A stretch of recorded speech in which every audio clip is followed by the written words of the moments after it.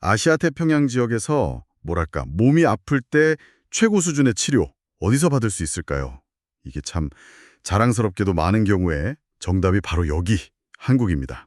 네, 맞습니다. 최근에 그 뉴스위크 평가가 나왔는데 한국 병원들의 약진이 정말 눈에 띄었죠. 네, 바로 2025 아시아 태평양 최고 전문 병원 순위인데요. 이게 그냥 매기는 순위가 아니라요.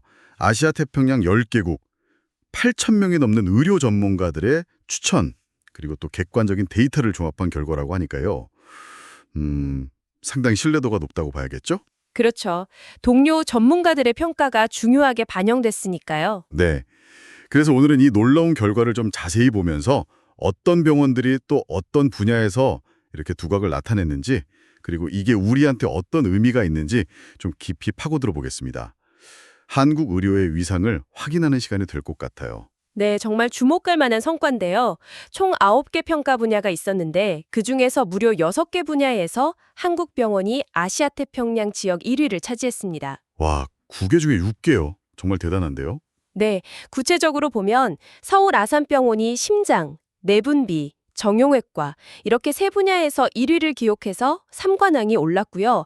삼성서울병원은 암, 그리고 호흡기 분야에서 최고 자리에 섰습니다. 아, 삼성서울병원이 암이랑 호흡기. 네, 그리고 서울대병원이 소아과 분야에서 1위를 차지했습니다. 이야, 정말 주요 분야를 거의 휩쓸었네요.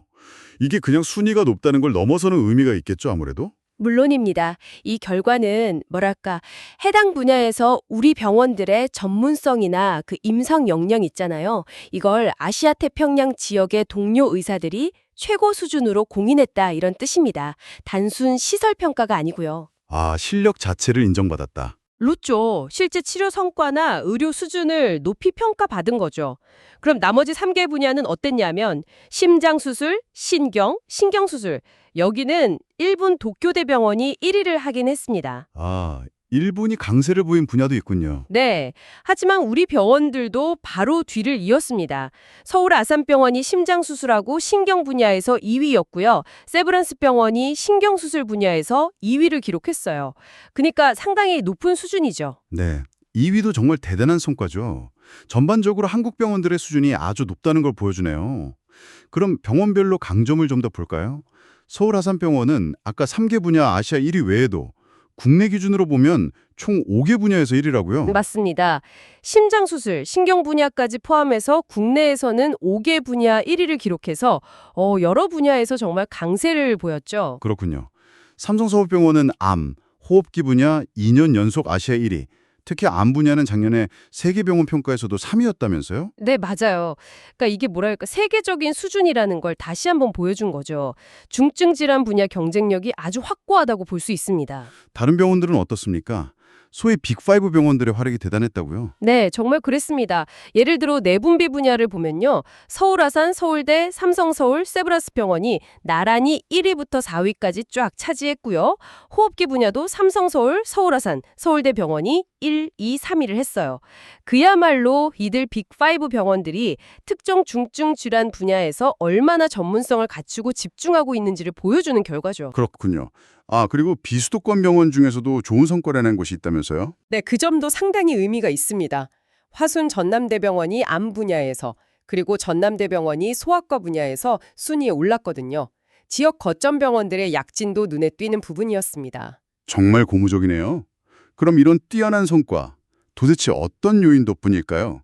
단순히 의술만 좋다고 되는 건 아닐 것 같은데요. 맞습니다. 그 평가 기준을 좀 자세히 들여다볼 필요가 있는데요. 물론 동료회사 추천이 40%로 비중이 가장 크긴 합니다. 하지만 그 외에도 의료 성과 지표가 37.5%, 그리고 환자 만족도가 17.5% 반영됐고요. 또 하나 주목할 만한 게 환자 건강 상태 자가 평가. 이걸 PROMS라고 하는데 이 PROMS 도입 여부도 5%가 반영됐다는 점이에요. 아, PROMS요? 환자가 직접 자기 건강 상태 변화를 평가하는 거군요. 네, 그렇습니다. 치료 과정에서 환자의 목소리, 환자의 경험을 얼마나 중요하게 생각하는지를 보여주는 지표라고 할 수 있죠. 아하. 그러니까 단순히 치료 결과, 수술 성공률 이런 것뿐만 아니라 환자가 실제로 느끼는 경험이나 만족도, 또 스스로 평가하는 건강 상태 개선 정도까지 이걸 다 종합적으로 봤다는 거네요. 정확합니다. 그리고 국내 병원의 경우에는 건강보험 심사평가원의 적정성 평가나 환자 경험 평가 결과도 참고자료로 활용됐고요.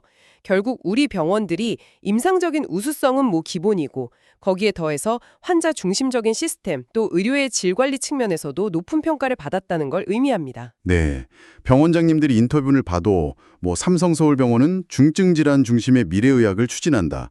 서울아산병원은 진료, 교육, 연구의 균형 발전을 강조한다. 이런 노력들이 실제 성과로 나타난 거군요. 네, 그렇게 해석할 수 있겠습니다. 각 병원들의 지향점과 노력이 좋은 평가로 이어진 거죠. 정말 실력과 시스템 그리고 환자 중심성까지 두루 갖췄다는 증거네요. 그럼 이 결과는 결국 우리 청취자 여러분들께서 특정 질환으로 최고 수준의 치료를 찾을 때 한국의 해당 병원들이 정말 아시아계 평양을 넘어서 세계적인 선택지가 될 수 있다.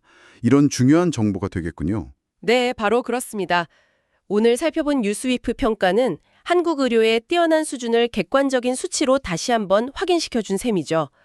특히 서울아산병원, 삼성서울병원, 서울대병원을 비롯해서 다수의 우리 병원들이 아시아 최고 수준이라는 점이 입증됐습니다. 하지만 이런 세계적인 평가에 만족하고 안주할 수만은 없겠죠. 이 위상을 계속 지키고 또 더 발전하려면 앞으로 우리가 어떤 점들을 더 고민해야 할까요? 글쎄요, 여러 가지가 있겠지만 역시 기술적인 성과를 넘어서는 고민이 필요하다고 봅니다. 환자들이 병원에서 실제로 더 나은 경험을 하도록 하는 방법들, 그리고 아까 잠시 언급됐지만 수도권과 비수도권 간의 의료 격차 문제, 이런 것들을 줄여나가는 노력도 중요하겠죠. 맞아요. 단순히 잘한다를 넘어서 어떻게 더 환자에게 가깝게 다가가고 또 모두에게 공평한 최상의 의료를 제공할 것인가? 이런 부분에 대해서 앞으로 우리 사회가 함께 더 깊이 고민해 볼 필요가 있겠습니다.